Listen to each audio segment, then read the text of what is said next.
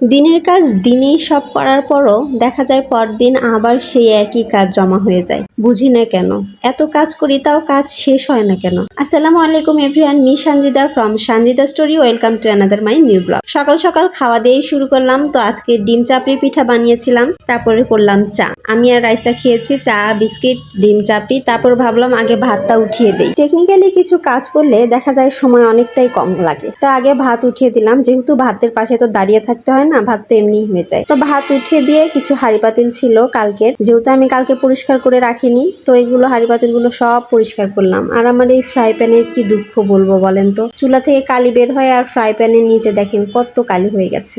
আপনারা যদি কেউ জানেন ফ্রাই প্যানের কালি কিভাবে উঠাতে হয় অবশ্যই কমেন্টে জানাবেন তো আপুরা। তারপরে এক এক করে সব কড়াই, পাতিল, ফ্রাই প্যান সবকিছু ধুয়ে একবার বেসিনটা পরিষ্কার করে নিলাম। আর এদিকে আমার ভাতের বলকও চলে এসেছে। তারপর ভাবলাম কাপড়গুলো যেহেতু ভিজাতে হবে, কাপড়গুলো ভিজিয়ে ফেলি। রান্না করতে করতে অনেকক্ষণ ভেজানো থাকবে, তারপর গোসলের সময় কেচে নেব। তারপরে এই তো সব কাপড় একবারে ভিজে ফেলাম। প্রতিদিনের কাপড় কিন্তু প্রতিদিনই আমি ভেজাই, তারপরও যদি একদিন না ভেজাই মানে না কাচি তাহলে এতগুলো কাপড় জমা হয়ে যায়। তারপরে সবকিছু ভিজিয়ে আসলাম রান্না করতে। তো আজকে করলা ভাজি আলু দিয়ে করব, আর করব দেশি মুরগির মাংস। আপনারা তো জানেনই আমার বাসায় একজন আলু খোর আছে, আলু ছাড়া সে কিছুই খায় না। তো দেশি মুরগিতে অনেক কয়েকটা আলু দিয়ে দিলাম বড় বড়। তারপরে মাংসগুলো ভালোভাবে ধুয়ে নিলাম। তারপরে এইদিকে এক সাইডে দিলাম করলা ভাজি, আর আরেক সাইডে মাংস প্রিপারেশন নিচ্ছি। তো যেহেতু মাংস ভুনা টাইপের করব, অনেকগুলো পেঁয়াজি দিয়েছি। তারপরে কাঁচামরিচ, আদা বাটা, রসুন বাটা সবকিছু দিয়ে নাড়াচাড়া করে সকল ধরনের মশলাগুলো দিয়ে দিলাম। তারপরে একদম ভালোভাবে কষিয়ে নেব।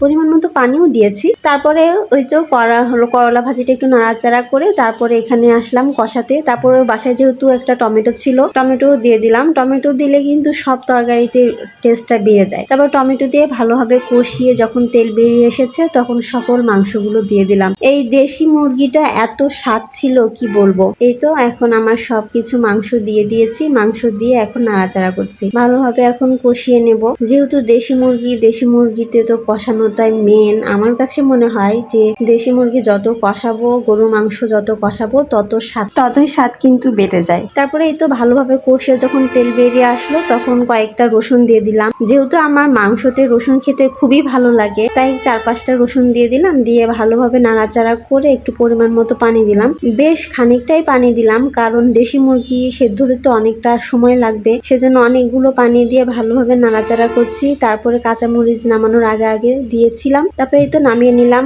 পারফেক্ট একদম হয়েছে। তারপরে তো গোসল করে একদম কাপড় চোপড় কেচে বের হয়ে আসলাম। এখন নেড়ে দিচ্ছি। কাপড়গুলো অনেকগুলো কাপড় ছিল, অনেকক্ষণ লেগেছে। কাপড় শুকাতে দিতে দিতে আমার জামাটাই এখন ভিজে গেছে, মানে ভিজা কাপড় যে দিচ্ছিলাম জামাটাই এখন ভিজে গেছে। তারপরে একটু ড্রেসিং টেবিলে দেখছিলাম যে কতখানি ভিজে গেছে। তারপরে তো খেতে শুরু করলাম। আমি যেহেতু করলা ভাজি খাই না, তাই শুধু মাংসই নিয়েছি আর টমেটো সালাদ আর লেবু। আমার মতো কে আছে যে ভাতের সঙ্গে লেবু কামড়ে কামড়ে খান, মানে লেবুর খোসা খেতে খুব ভালো লাগে। তারপরে এই তো ইয়ামি করে খেয়ে ফেললাম। তো আজকের ভিডিও এই পর্যন্তই, আর বেশি লং করব না। তো কেমন লাগলো আজকে আমার ছোট্ট ডেইলি ব্লগটি অবশ্যই কমেন্টে জানাবেন। আসসালামু আলাইকুম, আল্লাহ হাফেজ।